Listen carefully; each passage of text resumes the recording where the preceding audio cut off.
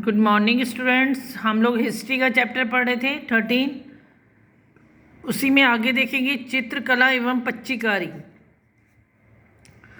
मुगल शासनकाल में चित्रों के माध्यम से महत्वपूर्ण घटनाओं का चित्रण किया जाता था। उन्होंने विभिन्न ऐतिहासिक ग्रंथों एवं रचनाओं के अनुवाद के साथ साथ चित्रों द्वारा भी विभिन्न घटनाओं को पुस्तकों में उकेरा। अकबर नामक पुस्तक भी उसके दरबार की विभिन्न घटनाओं के चित्र, शिकार के दृश्य, युद्ध के चित्र एवं मनोविनोद की चित्रों से की भरमार है। अब देखिए उन्होंने क्या कहा कि क्या था उस समय वहाँ के राजाओं को, शासकों को जो था चित्रकला बहुत पसंद थी और उनकी जितनी भी घटनाएं होती थी उन्हें ग्रंथों में चित्रों द्वारा ही प्रस्तुत किया जाता था। हमने अकबर ने अपना अकबरनामा लिखा नामक पुस्तक लिखी थी, उसमें भी उसके शिकार, उसके प्राकृतिक दृश्य, ये सब चीज़ें उसमें चित्रों के माध्यम से ही दर्शाई गई हैं। बहुत चित्र दिए हुए हैं अकबरनामा के अंदर भी। इसके बाद देखते हैं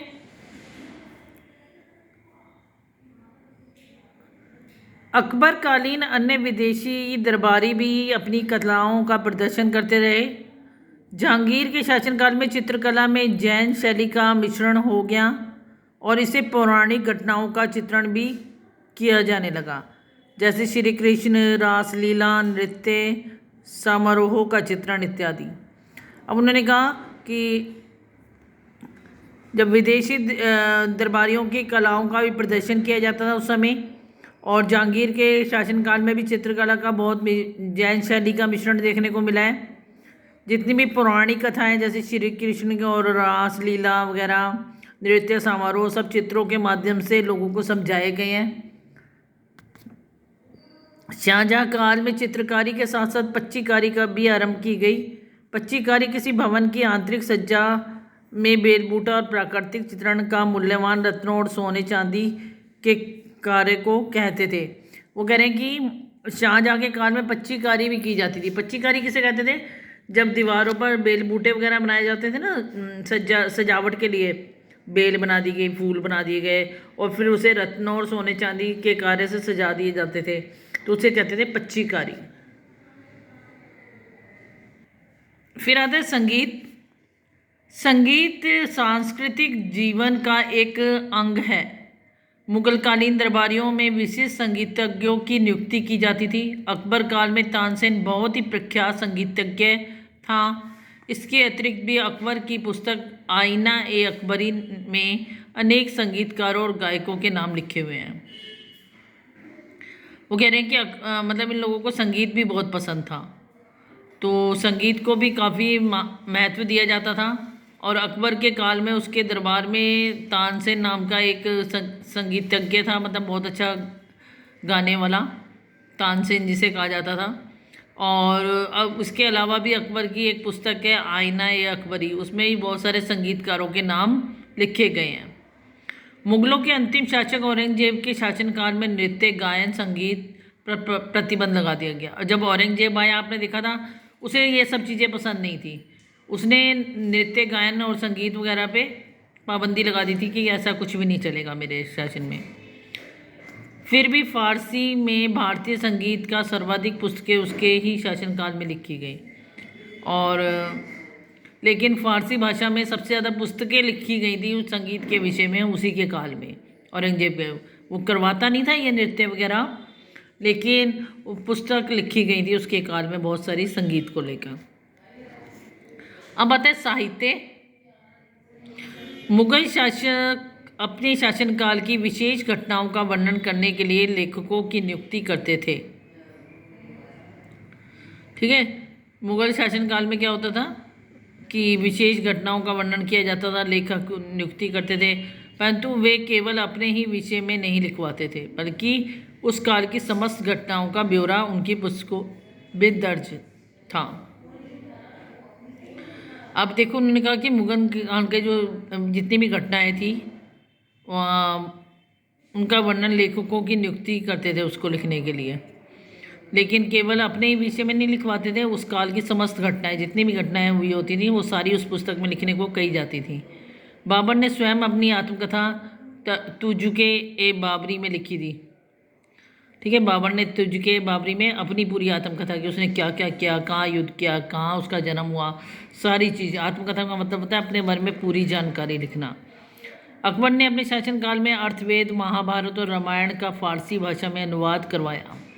जो मतलब हमारी महाभारत है, रामायण है, वो सब फारसी भाषा में लिखी गई थी उस टाइम। अनुवाद कराना पहले मतलब जैसे संस्कृत में है तो उससे फारसी में करना, फारसी से इंग्लिश में करना, इस तरीके से ट्रांसलेट करवाना।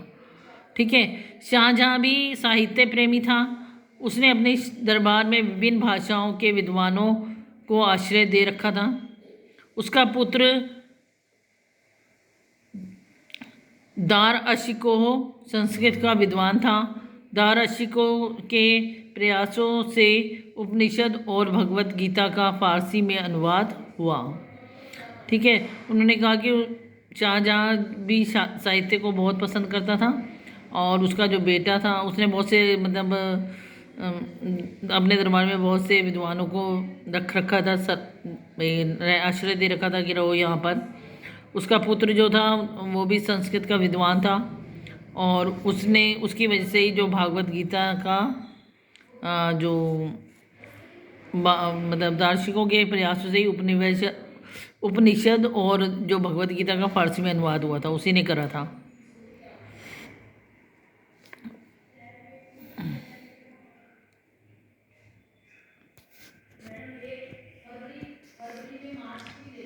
इसके बाद आता है व्यापार।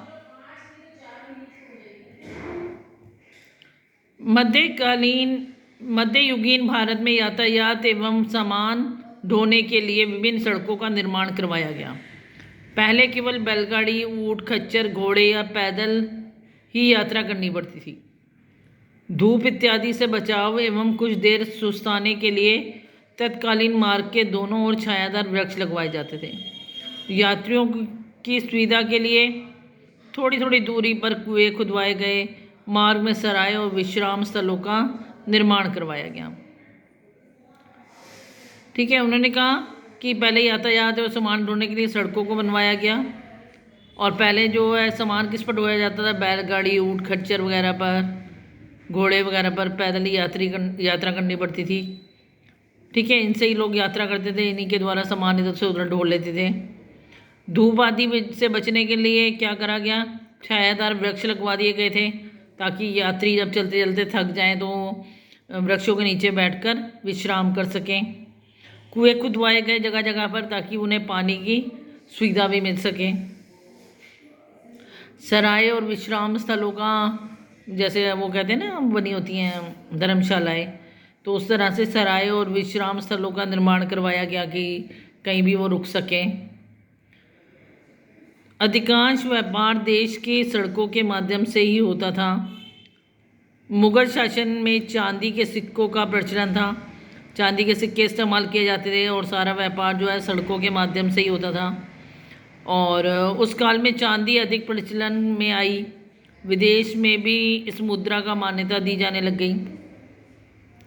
इससे भारतीय व्यापारियों को विदेश में व्यापार का लाभ मिला। वस्तु के आयात पर कर वसूली आरंभ कर दी गई।